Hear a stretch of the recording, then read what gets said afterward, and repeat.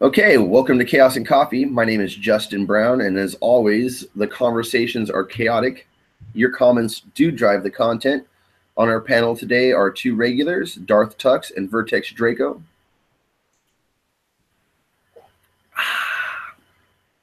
This episode is brought to you by Yellow Duck Cup.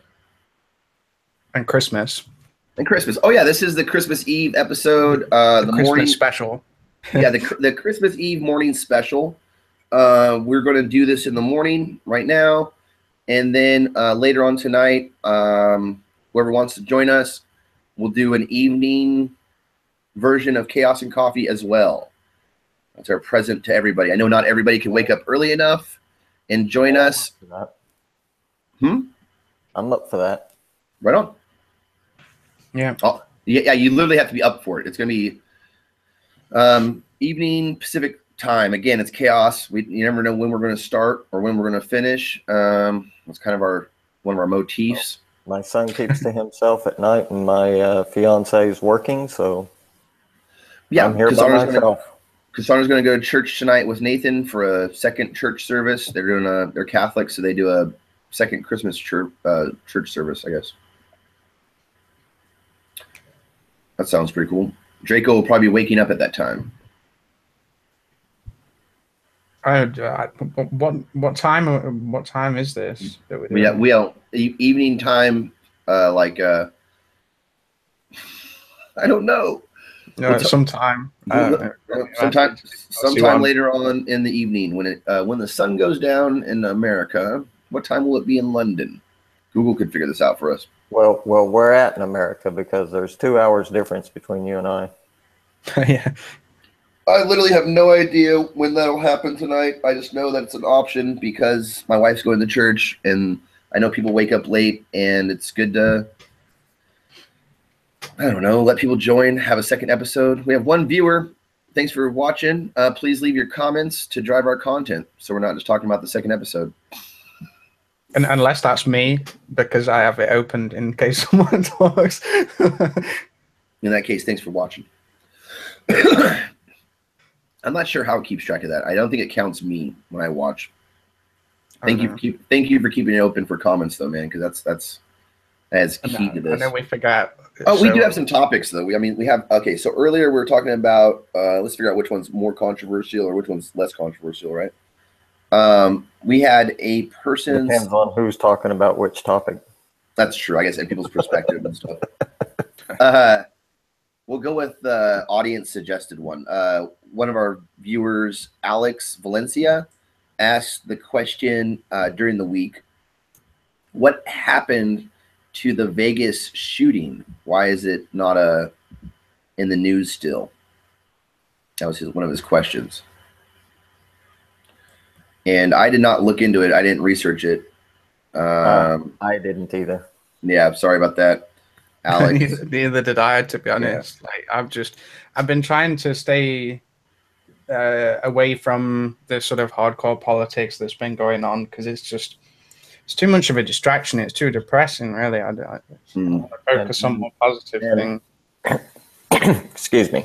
And I'm pretty much of the opinion that they're all black flag operations to begin with. And something to distract you. They're only meant there to put there to distract you. So don't let it distract you. Yeah, that's my opinion as well. I agree. Stay on point. Stay on focus. Everything you are told, ask yourself, does this logically make sense? Yeah, I agree. A lot of these operations that take place that seem fishy are. They're black flags, just like or false flags, rather, false flag operations designed to sway the public. You need to ask yourself what realistically you can do as well. Like you should sort of focus in your sort of domain of competence and your sphere of influence to whatever you can influence in your immediate environment. Yeah, exactly. Yeah, I agree. Use your brain. Think about it. Yeah, it's easy to get. Go ahead. Sorry. I was just going to say that it's easy to get sucked into it a lot of the times because they pull on your sort of heartstrings. They go for the emotional sort of hits, and then it's easy for a lot of people to get drawn into that, I guess. So. And I would recommend doing your own research as well. Like, you know, if you have a question for us, that's great. We will try to answer it to the best of our ability, but you know, don't take our word for it. Do your own research, especially if it's something like a conspiracy theory or something that's in the news, something that's political. You know, we're just three guys with opinions. You know, just want to throw that out there for Alex. He asked me the question on Facebook kind of seriously, and I was like, man, you know, I'll try to answer it. It's best to look at all sides to it. Like look from one perspective, and then look from another perspective, and then try and find any other perspectives, and kind of just see where you see what makes sense. Like just put it all together. That's with anything. Yeah, with everything. There's a line in Star Wars. In order to be a wise and effective leader, man must embrace a larger view. Yeah, definitely. People get caught up in their echo chambers way too often. Exactly. It's like I had the oddest conversation yesterday with some Mormons. Yeah. I live next to some Mormon missionaries, and they've all been nice enough people. You know, I don't have anything against any religion whatsoever. And they had asked me if I'd read the Book of Mormon. I was like, yeah, I found, you know, great wisdom in it, you know, and blah, blah, blah. And they were like, well, I said, but, you know, you got to remember, these are much like the Bible. They're just allegorical stories that are meant to make a point, meant to teach you something. It's not important whether or not these events or people actually happened or existed. It's the moral of the story. Yeah, the principle it's trying to explain is passing down a form of morality, essentially, or like wisdom about life. Right. You know, and I was like, forgot who I was talking to, and I was like, you know, and I found great wisdom in the Quran, and I found great wisdom in the Satanic Bible, and I found great wisdom in, you know, not realizing the look of horror on these people's faces that I'm talking about these, you know, evil religions and finding something in it. Right. And she was like, and I said, and they all tell me the same things. And they said, and what exactly is that? And I said, that I should live my life as a good person, respecting others, being charitable, being giving, being loving and accepting, and not forcing my ways and views on other people. Yeah. I said, I figure that way, you know, if the Christians are right, then hey, you know, I get into heaven because that's what they tell me to do. And if not, and it's all for nothing, then at least I did my best to make this a heaven and not a hell.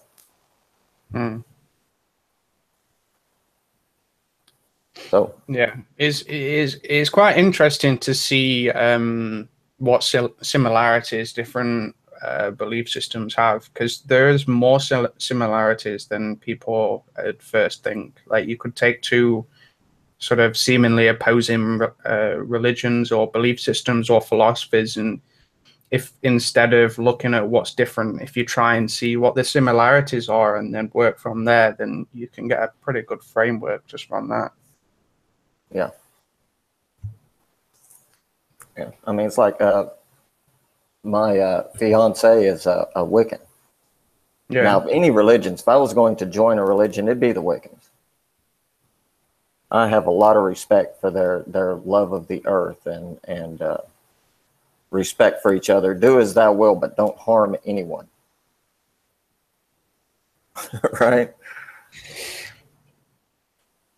Well, a lot of them don't always listen to that. Granted, they don't.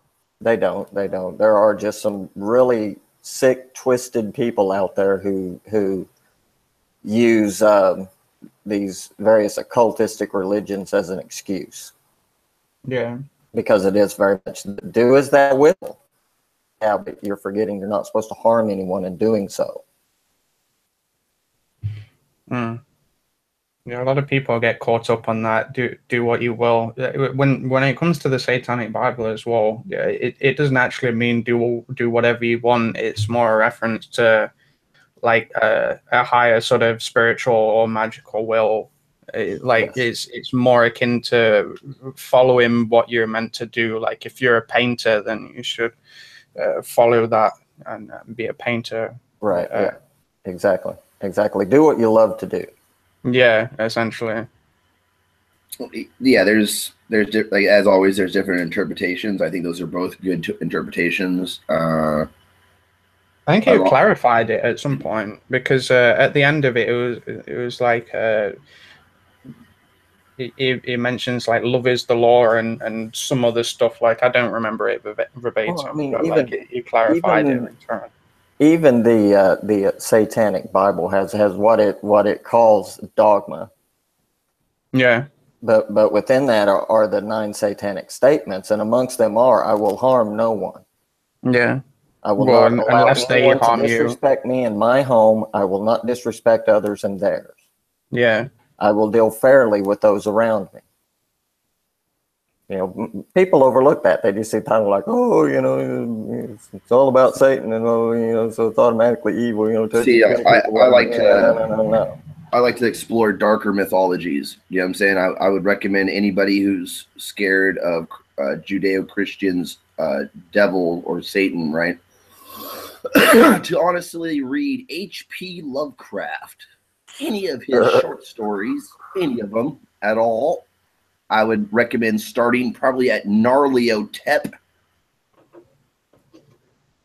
The Crawling Darkness. That's always a good one. That's a short story. It's about 4 pages that'll make you lose your mind. I don't think I've not read much of him actually. Bro, you can get all of it. Meaning to.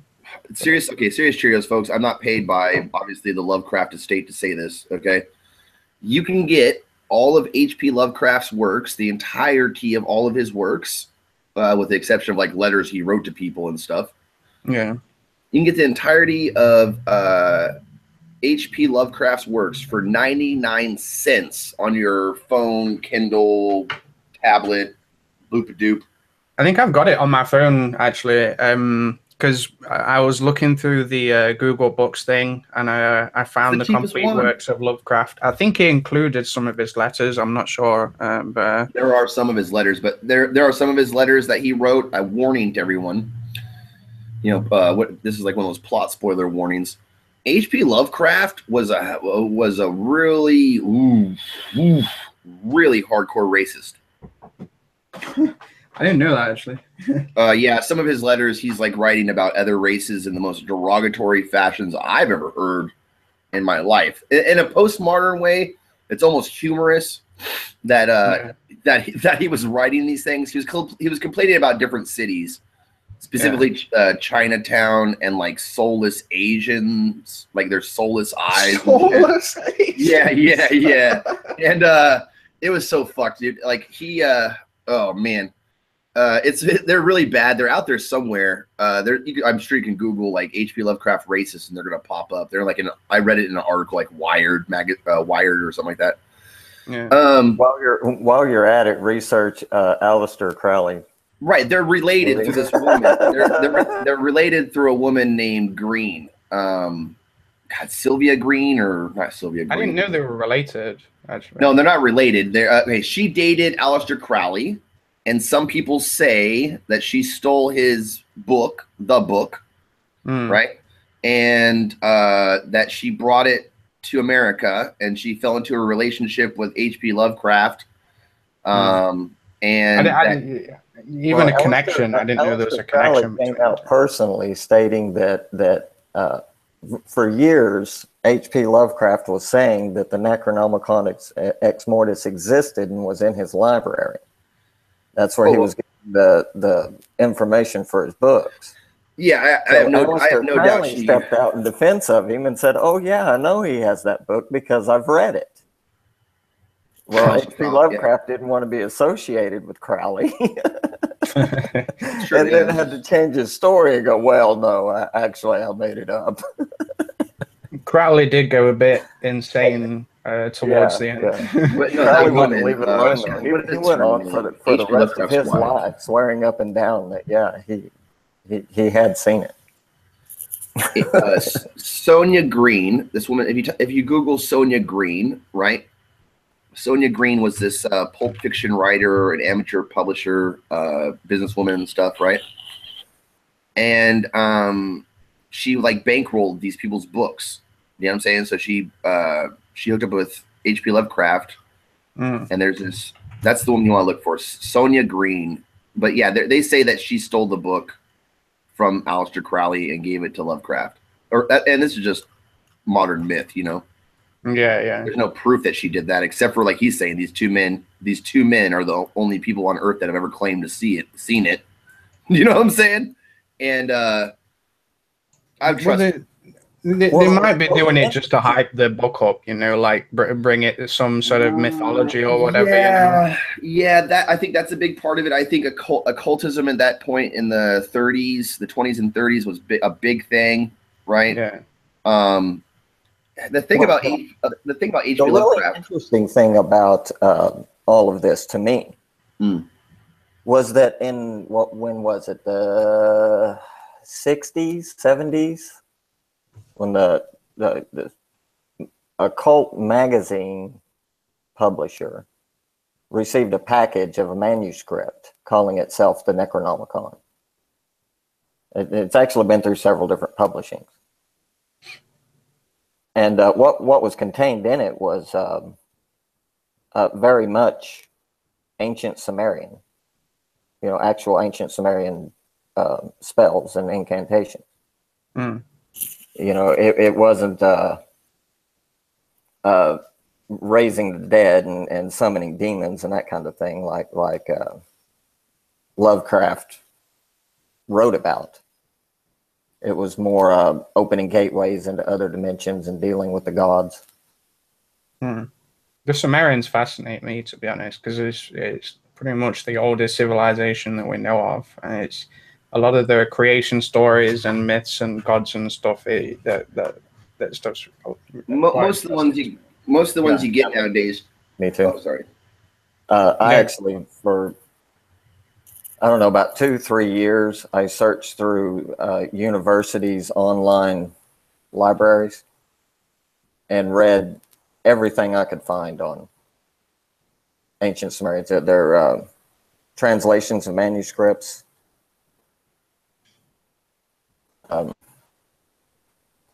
scholars' notes, that kind of thing. It was really interesting. I learned an awful lot.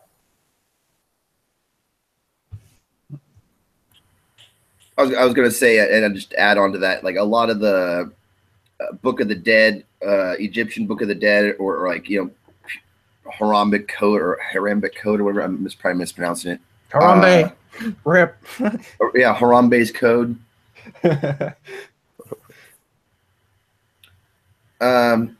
So, you know, just in summary, read, folks. Yeah. That's what we recommend. Yeah. Educate yourselves. Yep, educate yourself. I'm dyslexic. I grew up my whole life with all my teachers and family and everybody else telling me, oh, don't worry about reading. You'll never be able to do it. Meanwhile, my mother, the woman that was really the only person that was there for me my whole life, amazing woman. She was a poet and read the Bible to us every night. So I had this love and appreciation for writing and reading. So when I was 18, I suffered an on-the-job injury. It took me off my feet for a year. Had absolutely nothing to do. So I taught myself to read. And since then, I have not stopped. I highly recommend it.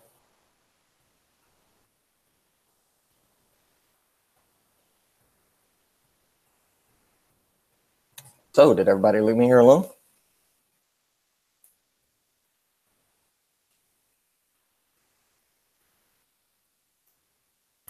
Sorry, I just let the dogs out. Who let the dogs out? Dad did. Sorry. I got the part about your mom being a really diligent reader. That's well, you know, I grew up with this love of literature. but I wasn't Yeah. able to read. Oh, that's rough. I still enjoy writing, but I'm not any good at it. I don't. The No one English is, language dude. and structure just eludes me. No one's good at writing, man. I watched Batman versus Superman last night. That was the most horribly written thing I've ever seen in my life. Oh God, I watched that. It was just My as son bad as loves- everyone said it was going to be. My son is easily impressed with effects. My If son it's got a lot of also effects in it, impressed. he'll love Yeah, he loved the fights and my son loved the fights and everything. I didn't mind the fight scenes. You know, like they're always good and fun. You know, there was some stuff in there where you were just like, "What the hell?" Batman didn't act like Batman. That was my issue with Lex it. Luthor didn't act like Lex Luthor. Yeah, Didn't act like that. they butchered the characters just to fit the butchered it, yeah. narrative. Yeah, Batman doesn't act like that. Batman's way smarter than they wrote him. Okay. Yeah. And then Lex Luthor is way more chill, like just way super chill, super cool. Like Lex Luthor has the whole plan and doesn't need to tell anybody the plan. Like doesn't need to do like that whole plan was so sloppy. It was like, did you guys just write this for the Joker? Why didn't you guys just cast the Joker? You know, like why do you guys have to have Lex Luthor be dumb and Batman was dumb? I mean, I'm not saying like just like, oh, I think how they wrote him was dumb. I mean, he was like unintelligent. Like Batman was not Batman in that he could not just figure shit out. He'd be like, "What's this? A bomb? No shit, dumbass, run!" You know what I mean? There's about 100 times, right, that I saw like Superman blast shit with his eyes, which he doesn't do. He just doesn't just blast shit with his eyes and like wipe out cities and shit. Okay, he uses his X-ray vision a bit more. You know what I'm saying? It's like he should have been like, there's a lot of these powers that they weren't even given. Like, not once did Superman just say, oh, I'm gonna blow this kryptonite dust away from me. You know what I'm saying? Just blow it away. Bye, Felicia. You know what I'm saying? Like he could have. There's a bunch of times where I watched as they blended Frank Miller's Batman Returns.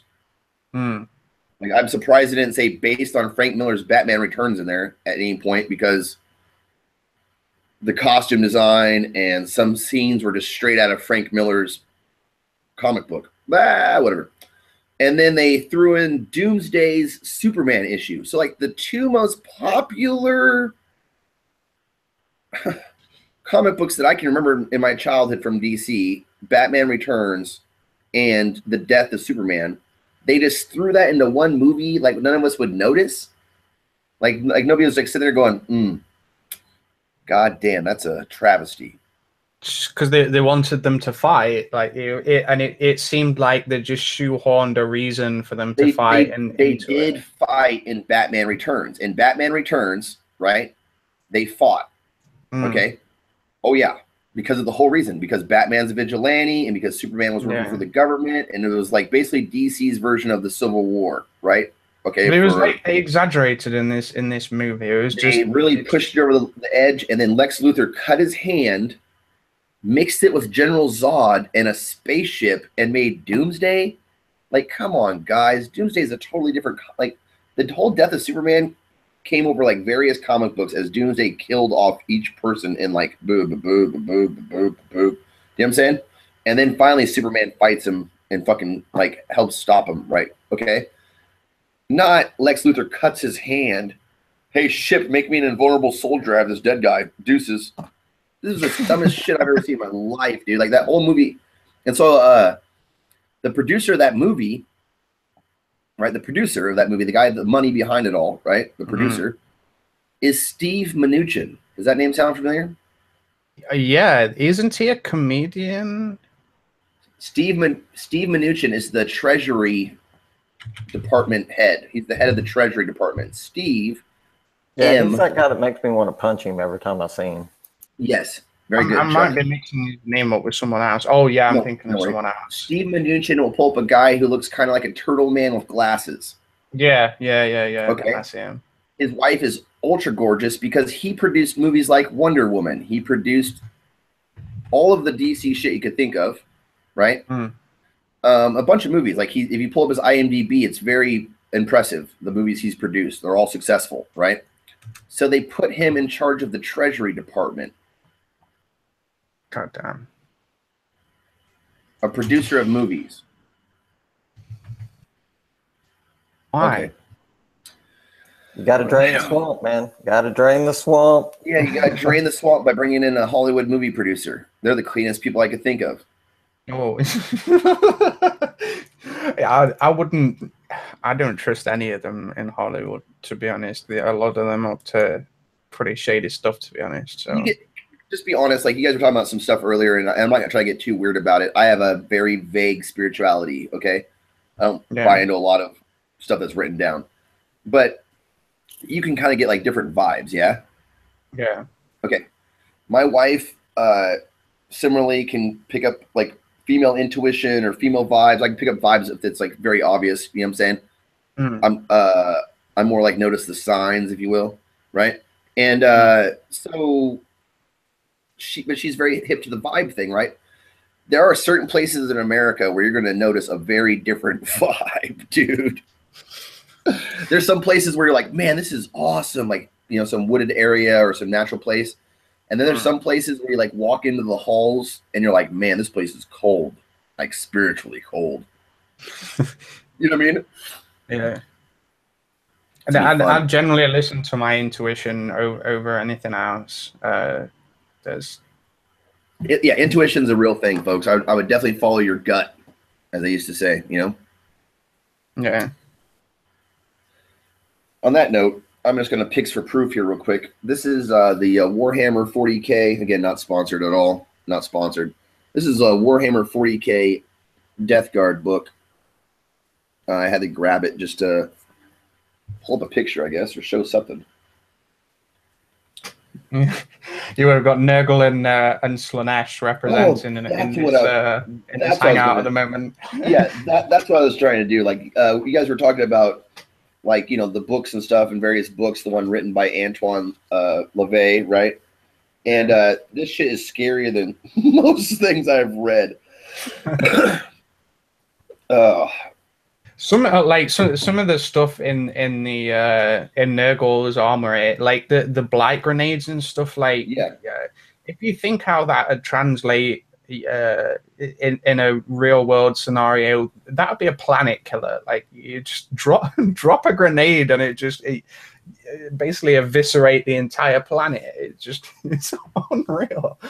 Oh, I know what I was doing. I was going to look up the demon summoning spell because it just sounds grody as hell. Okay, so yeah, chemical weaponry, right? You know? Yeah, the chemical weapons. I'm surprised I'm not into Nurgle because a lot of the visual stuff that I've sort of pushed online is kind of along the same vein of Nurgle. It's just that they're like the bulging guts and the sort of like pus. It really puts me off.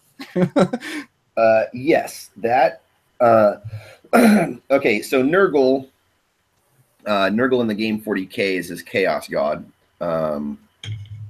Just so Chuck's up to date with what the hell we're talking about. I'm sorry for nerding out here, Chuck. it's a Christmas present kind of early. No, it's all right, man. You go right ahead.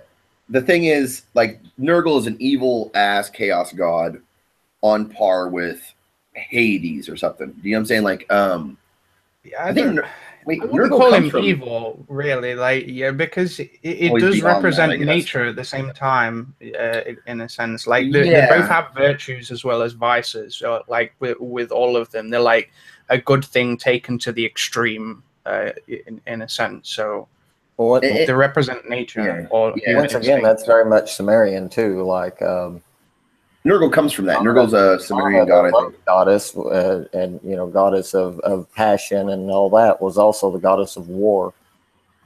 Yeah, I'm sure they took inspiration from a lot of this stuff. I think Nurgle is from Sumerian. Nurgle, does that sound familiar? Nurgle.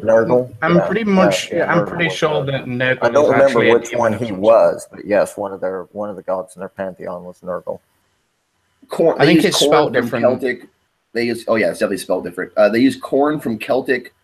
Corn in the Celtic world was this god of like bloodletting. Like, you basically sacrifice shit to the fields. Blood for the blood god. Corn. Yep. I did used to be a follower of Corn, and then Slaanesh Slaanesh. I'm not sure where they got that name, but what's the other one? Oh, the other one has a name that's unpronounceable. That bird guy. Zinch. Yeah, I don't like him. Nobody likes him. Changer of like what is he the Changer of Ways? Yes, yeah, he's the one that orchestrates lots of cunning things, I guess. The one that plans things out, and yeah. So that's the pantheon. You have the grandfather Nurgle, who's the first chaos god, who is basically death and unchecked life and disease, you know, shit that killed man, right? Shit that killed mortals, right? Disease. Let's just say disease and death, okay? And then, so that we don't give him too much reign and power. Khorne is the blood, like, basically of sacrifice or, like, capturing rage. Yeah, the blood. It represents, like, war. Honor as well, because they don't like sort of range combat. They want to get sort of up close and personal, and right, yeah, they're more likely to go into melee combat, and so then because it's bloodier, and then trying to do it in the order of their creation. Oh, Siege is pretty much magic, like the chaos god of magic, for lack of a better term. And then Slaanesh is the gods / goddess. Zim. Again, another Sumerian god, Samesh. Okay, there you go. No, that's where it came from. Yeah, Slaanesh is the god of hedonism and perfection, essentially. The Dark Elves made that god on accident. Yeah, the Dark Elves refer to Slaanesh as a female, and the humans refer to Slaanesh as a male. So it depends which race you ask. Really. Well, only human lore matters. Those elves are dirty Xenos. You know what I mean? Those elves have been around longer, though. They're wiser. Yeah, dude. I don't know. Like, if I had to fight an elf army, like just from a tactical standpoint, I'd have to rethink everything I do, because I've been fighting Cassandra's Space Marines for the last year. Yeah. So Eldar are all like swoopy and really fast, you know. Yeah, they really do sort of emphasize the speed. Like I started off as a Dark Elder player, and it's like if Lord you of the know Rings how in to space, use them, Chuck. It's like Lord of the Rings in space, you know. Yeah, Lord of the Rings in space. That's a good way of putting it. What was that? Spellcraft. It's like it's okay. So Warhammer 40K, they have original Warhammer too, which is the Warhammer is the fantasy one, but Warhammer 40K. Okay, is that the same Warhammer from, like, you know, the early 90s? Yeah, of course. Yeah. Okay. Yeah. All right. It's just this is 40K is the future. I played it way back. That's what Draco is saying. He said his figurines were so old they're not the acceptable ones to play at the shops and stuff, you know. Yeah. I was more into D&D and Spellcraft, and one I had created called Car Wars that didn't really go wasn't quite as popular amongst my friends, so I thought it'd be, but it was set in a post-apocalyptic world where we were invaded by aliens who had all this advanced technology. You were part of a resistance who took these old cars from junkyards and made fucking mega weapons out of them to fight the aliens. That's a great cartoon premise. That basically was the overall concept. That's a great game. Yeah, that's a good game premise. Or you could play any number of alien races who were fighting over the planet. But seriously, a cartoon that'd be a dope cartoon. Classic cars versus aliens. It sounds like Mad Max meets Starship Troopers. Oh, that Steve Mnuchin guy produced Mad Max, the Thunder Road. Yeah, and they kind of made Mad Max a bit of a beta, to be honest. Like he wasn't front and center. Like it was.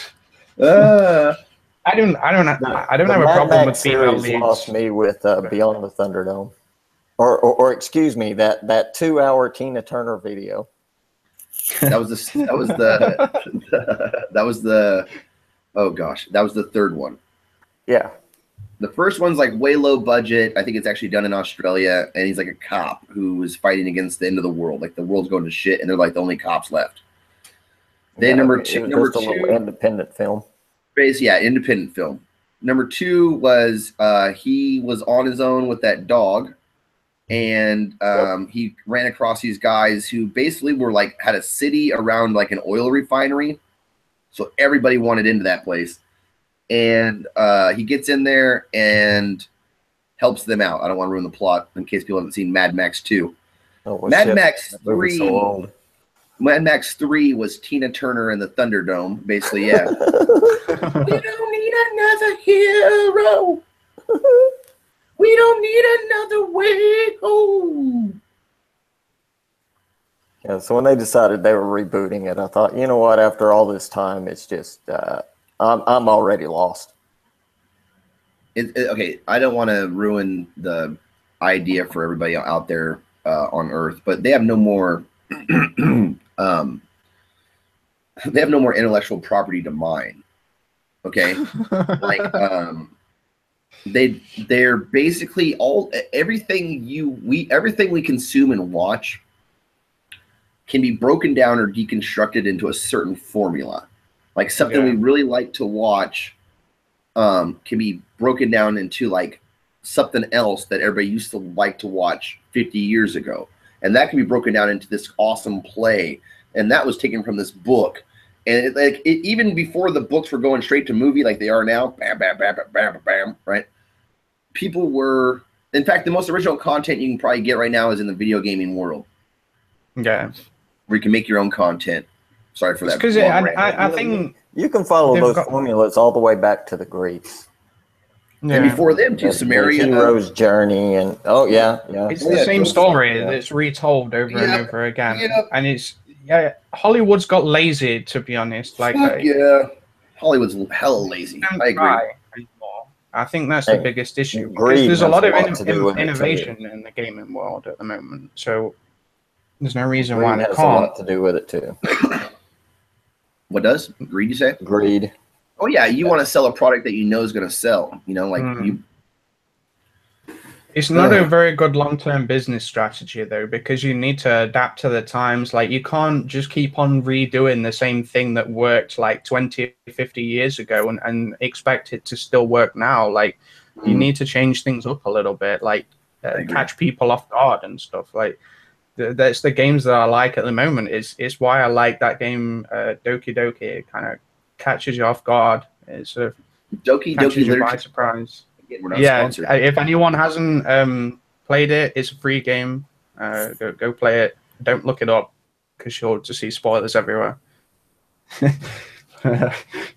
Don't complain at me if it traumatizes you.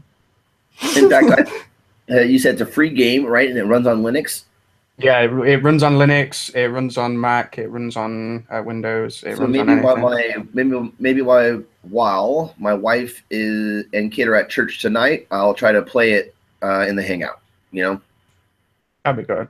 It's like 5 hours, I think, from start to finish. We'll get a good hour playthrough. You know, and we'll get a good hour playthrough or 2 hour playthrough, I guess, or not playthrough, but it's a slow start. And to be honest, I'd recommend playing it on your own with the lights out and just with no one around. Jeez. Okay. That's something I need to do. I haven't sat down and done any gaming in months. Just play it in complete isolation. Have no one around you. Well, that ain't hard for me. Yeah. Because it adds to it. Like I need to go out of my way to immerse myself into something, like, because I'm rarely scared by things, or like it's rare that something will make me feel something. So I'll do my best to sort of put 100% of myself into this world and sort of imagine it's real at the time, because then I get more out of it. Like it kind of ruins it if you go into a game just or even a film, like if you go into it like, oh well, that's fake and look at that's not realistic, and it kind of spoils it for yourself. Yeah, I think it's better just to 110% just immerse yourself in whatever you're doing at the time. You'll get more out of it. That's what I've done with the guitar.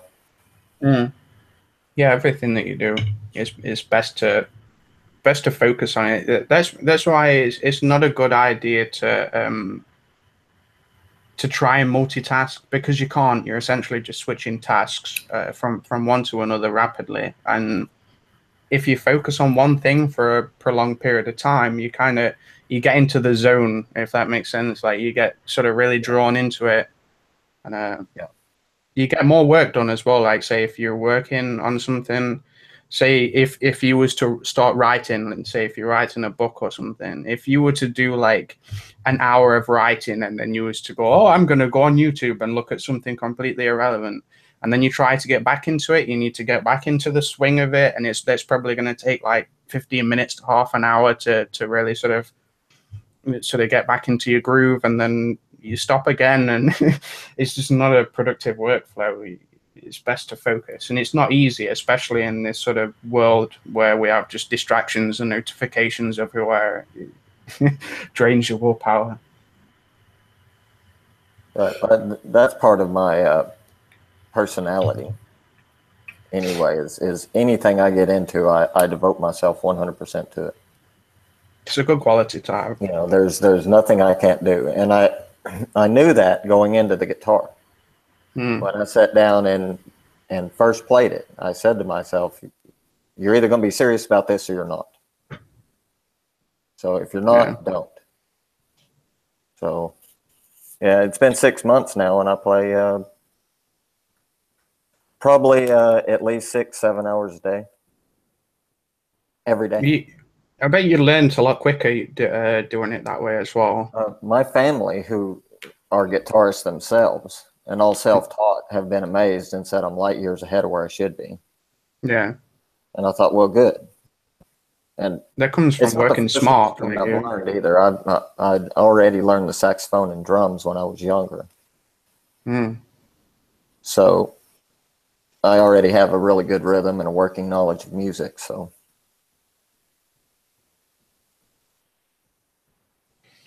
Yeah, back when I was in school, I played a little bit of guitar, but then I had to stop.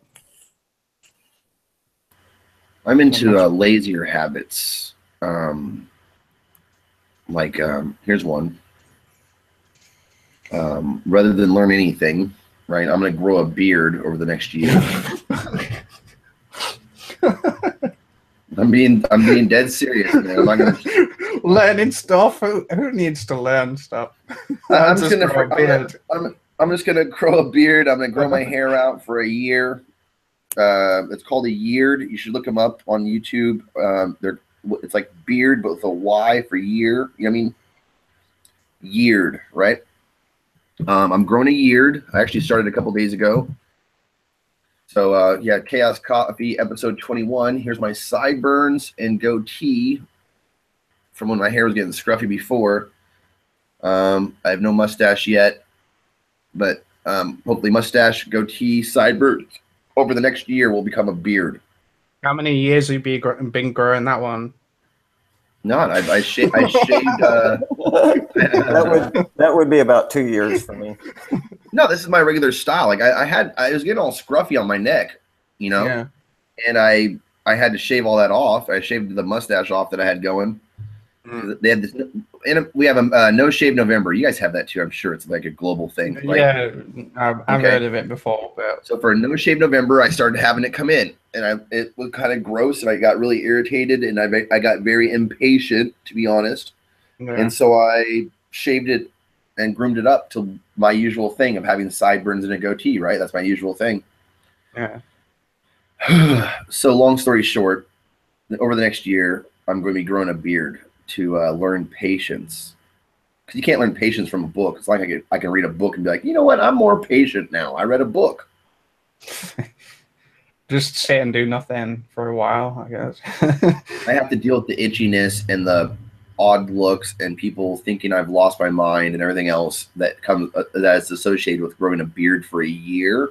The only excuse I have is I'm growing a year. It's a thing. Look it up. You know, that's gonna be my. I'm never clean shaven. I don't like to be clean shaven at all. Like I'll just shave to stubble. Like I've got one of those electric shavers, and I just maintain stubble constantly.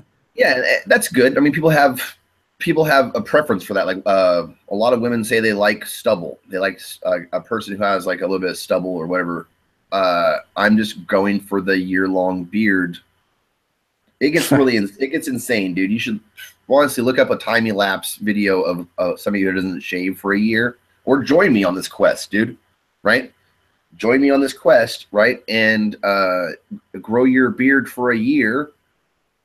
Or I was going to say you should document it, but essentially we have that documentation in video form. Yeah, it's like happening right now. Over the years, like if we go back to this moment on episode 21, and we'll be like, oh, look, look how short it was then.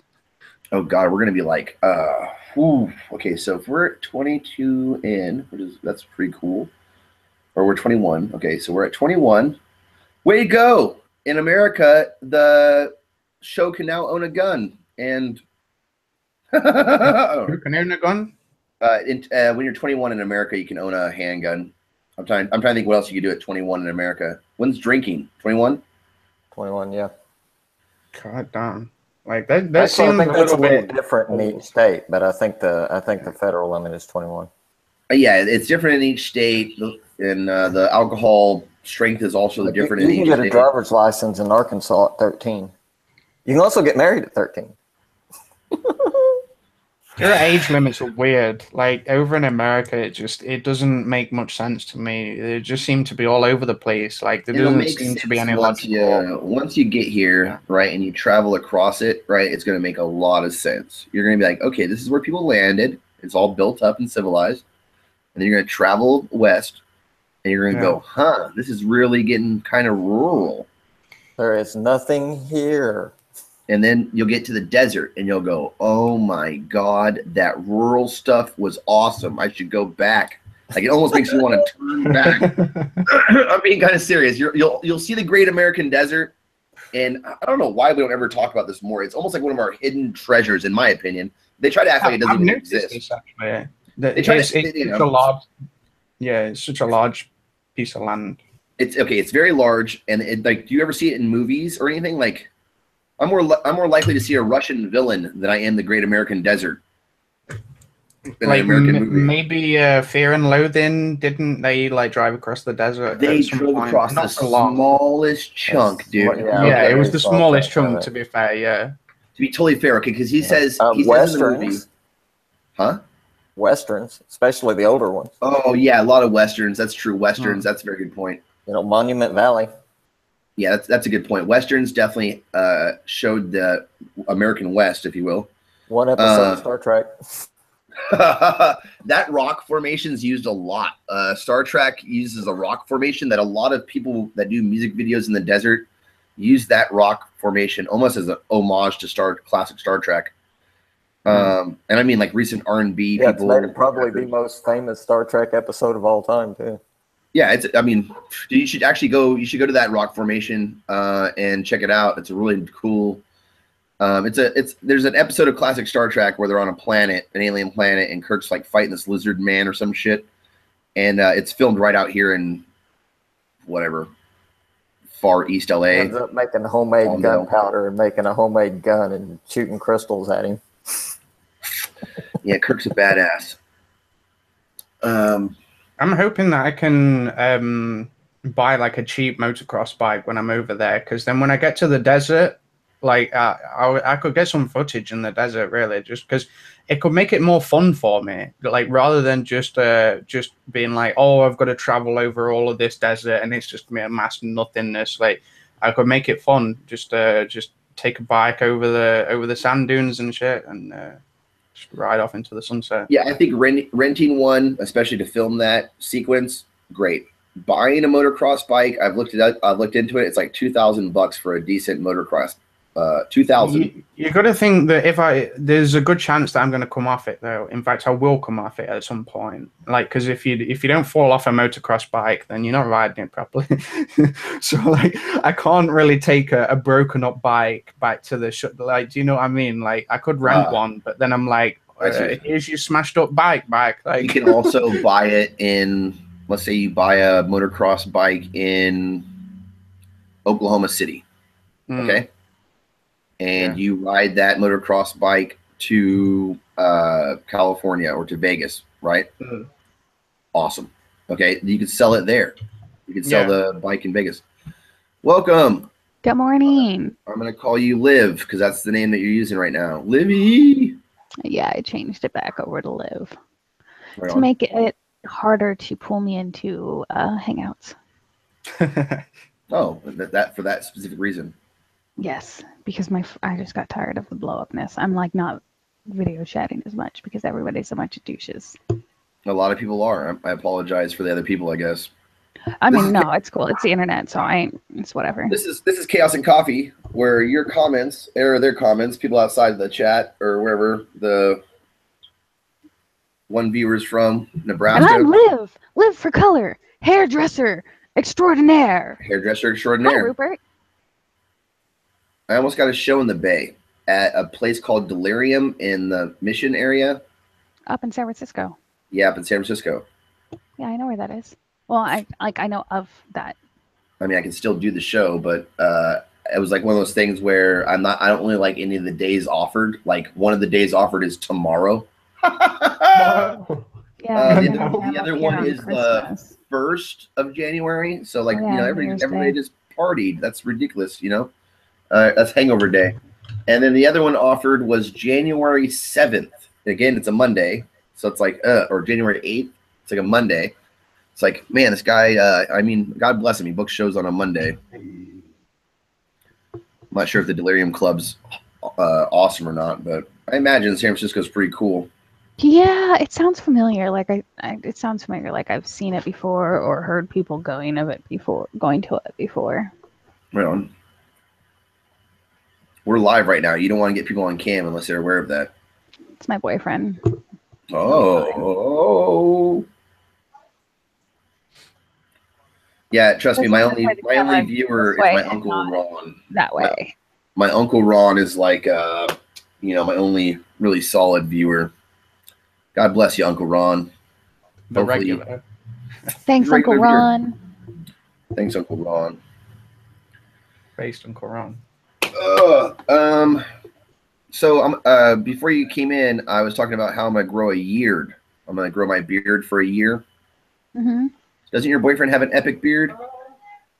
He has a beard that he keeps trimmed up. You should ask him real quick. Has he ever done it? Yeah, ask him if he's done a year.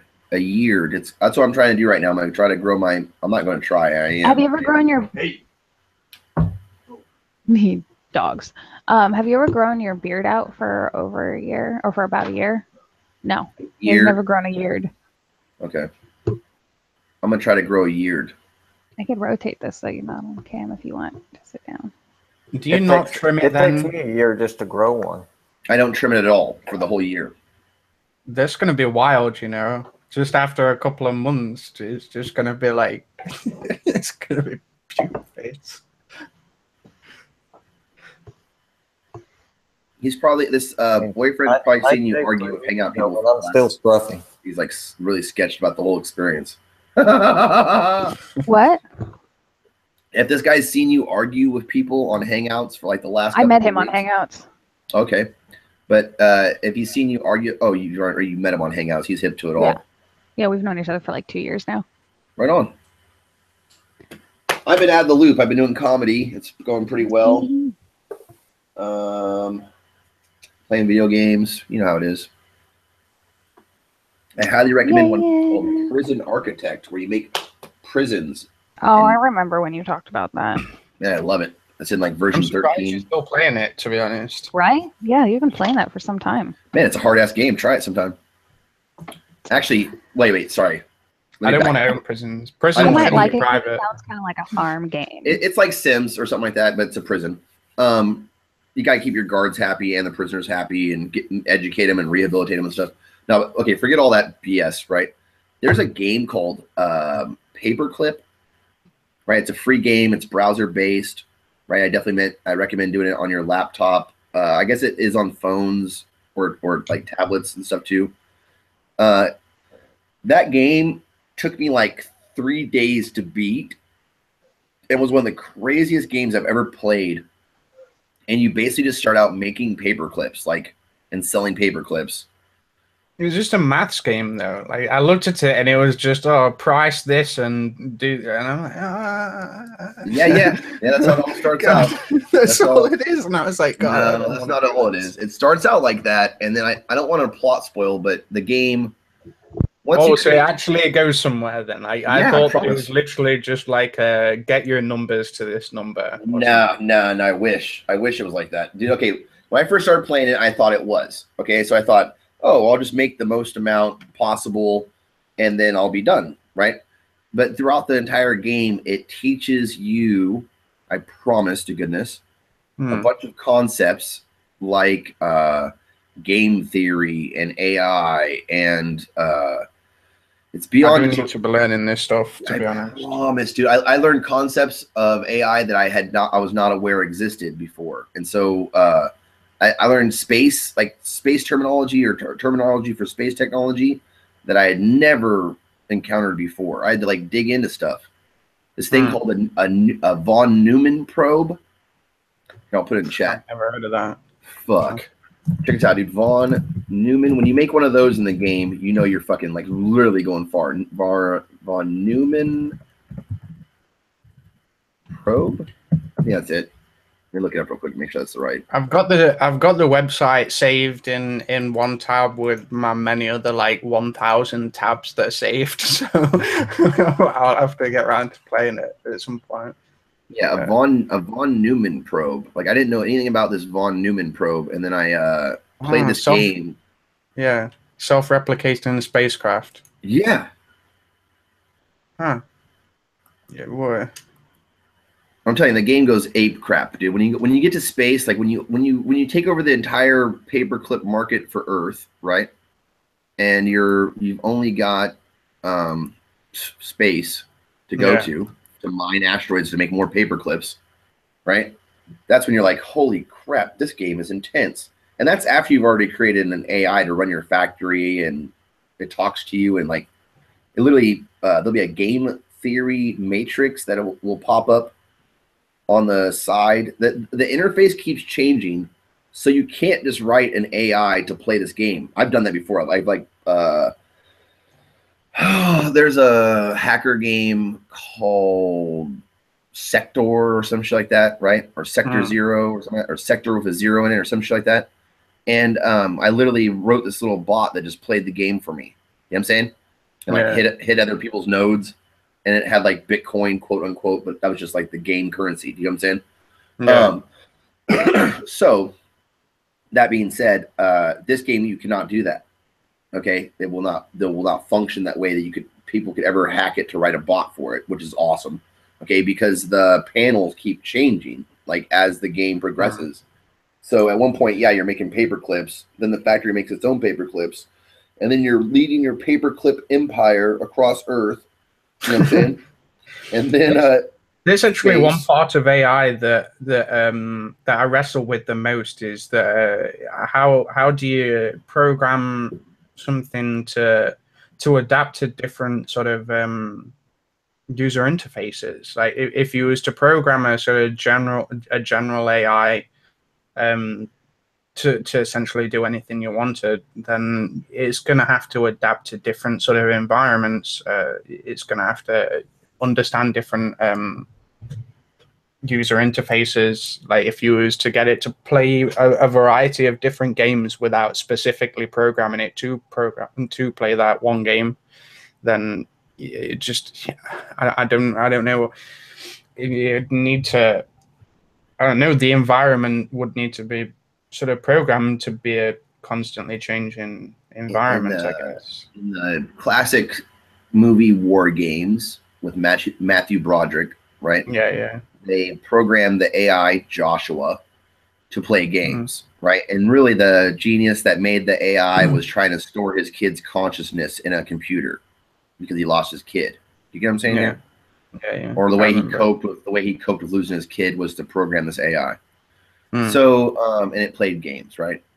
Generally speaking, right, like the term AI, I think, and this is my opinion, again, folks, I'm not a computer science expert or anything. My opinion is that the term AI is being applied from something that has the intelligence of a fucking cockroach, like a vacuum bot or a lawnmower bot, right? All the way to like a fucking Watson supercomputer that can destroy people at Jeopardy. You know what I'm saying? Yeah. Technically, there's different terminologies from these. Like I don't remember them off by heart, but essentially the jump is that it's like multiple application or multiple application programming or map. The second stage, like I don't remember the first stage, but the second stage is artificial general intelligence, and then it's like artificial super intelligence. So right, and everybody thinks super. Right, those are the ones we don't have. Like we don't. Okay, everybody thinks that that some Skynet is going to emerge, and that's the super level. Do you know what I'm saying? That's something that can write its own code or can rewrite its own code, right? Some like very self-aware. You'd need to explicitly program it to be self-aware. Like someone would have to go out of their way to make it evolve in this way. I think the way in which we could do this is via machine learning, starting with the most simple artificial intelligences that exist as milestones or markers or objective points, right, in each one of the project stages, so that through machine learning being the to specify the iteration of various AI that you breed together, Pokemon style, or not Pokemon, but whatever the hell gaming breed stuff, right? Evolution, so that it evolves over time through these various stages, and at some point, just like life in general, just like intelligence in general, it would decide, it's better or more efficient, easier, more difficult, but ultimately better that it reprograms itself rather than try to affect the external world, right?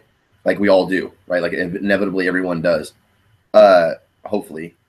It'd have to initially be the problem with this is that the best way, as far as I can see, is to replicate nature and evolution, just as you said.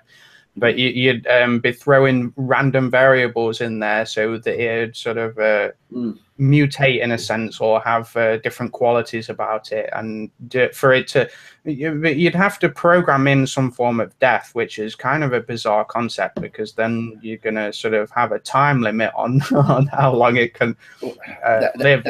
That's the thing. Okay, so excuse me. I am under the opinion, or of the opinion, that mankind in general, as a whole, is not responsible enough to even be considering doing something of this magnitude. Yeah, it'll blow up in our face. I completely agree with you. There's a good chance it's going to blow up in our face. You're talking to the species that literally has ignited atomic weapons on our own planet. Yeah, we're not a very responsible species. There's for sure. We didn't nuke Mars. You know how easier it would have been to like, oh, you mean Mars is dead up there? Yeah, we're pretty sure it's just dust. Hey, let's test these atomics at the same time we're testing these rockets and just blow the shit out of Mars instead of the Bikini Atoll. How about we don't blow up anything? Just stop blowing things up. Bro, there's over 1,000 detonations on our planet of nuclear weapons. I remember in the 80s when they signed the nuclear arms reductions. Oh, yeah. And they were like, oh, what are we going to do with all these weapons now? What are we going to do with them? It's going to be this huge thing. It's going to cost billions. And I thought, why don't we just shoot them into the sun? If the damn thing can break Earth's orbit, don't tell me that we can't fire them in a trajectory. It'll take them into the sun where they can melt or explode or do whatever the fuck they want to, and it's not going to hurt anything. That's what Superman... And guess what? It's free. That's what Superman did during the good movies. Remember those good Superman movies? Like when there was... when they'd fire a rocket and then like it'd just catch it and fly up into space and throw it towards the sun. Yeah, yep, that's what he did. That's his standard operating procedure. And at one point, they shot them all up into space, and he grabbed them all up in like some big ass net and swung them into the sun. And that was the end of nuclear weapons. And everybody's like, "Yay!" Right? And I was like, "Damn, that's a great idea." Yeah. Now all we need is Superman and the big net.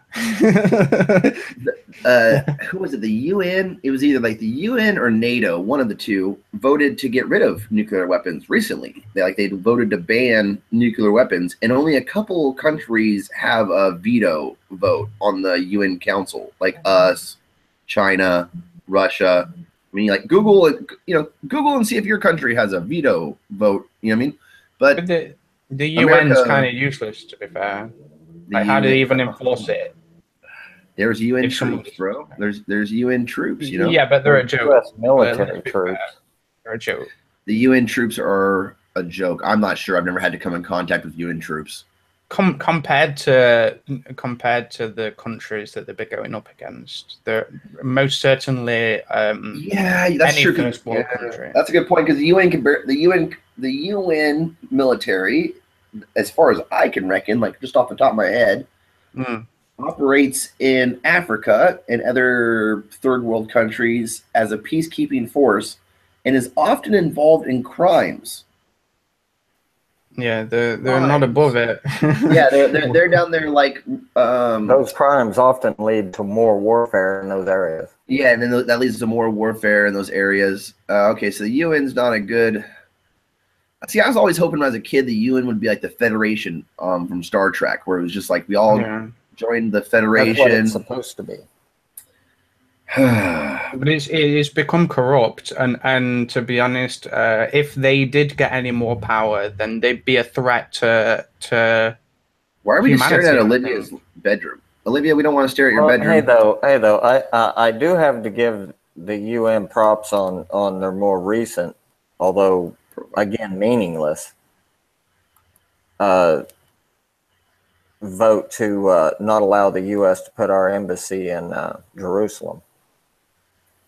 Oh wow, that's a whole can of worms, isn't it? I'm sorry. Yeah. Well, hey man, a blind man can see that kind of declaration really pisses off a lot of people in the area. A lot. That is not the way to create peace. Yeah, condemnation at the UN from that one.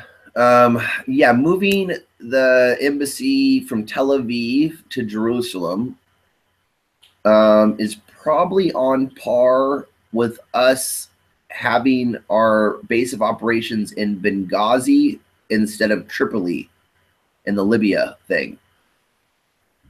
Because the capital of Libya is Tripoli, right? You know what I'm saying? You've got to think Jerusalem's where the action's at, so it kind of makes sense for them to move the base there. The Christians, the Muslims.